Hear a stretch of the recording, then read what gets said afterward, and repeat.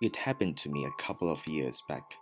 I am a single guy, and my work requires me to travel 70% of the time, which means I am on the roads traveling. I need to set meetings with the clients and set their expectations right. Most of my travel is intercity, but occasionally I do have to travel between states. This means long highway drives and sometimes during the night because the meetings are usually set the next day in the morning. I had a meeting scheduled with the company's esteemed client, and he wanted me to meet in person for his big project. I couldn't book train tickets on such short notice, so I thought of taking my car all the way to his estate. It was a long 12-hour journey.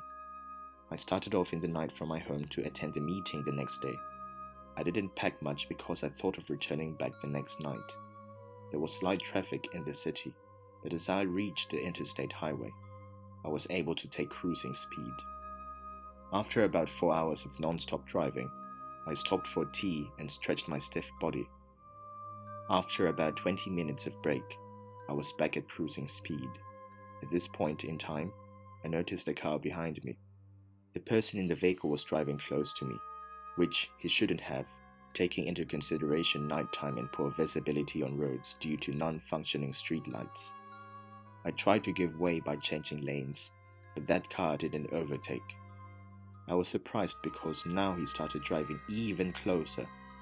Fearing for my life and thinking that the person might be intoxicated, I drove the car a little over the speed limit and tried to evade him.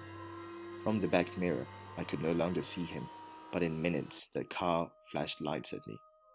I gave way, but again it stayed behind me and closely followed.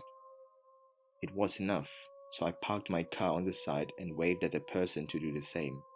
To my surprise, the car didn't even slow down. I waited there for a while and thought of calling highway patrol, but dropped the idea. I started off again.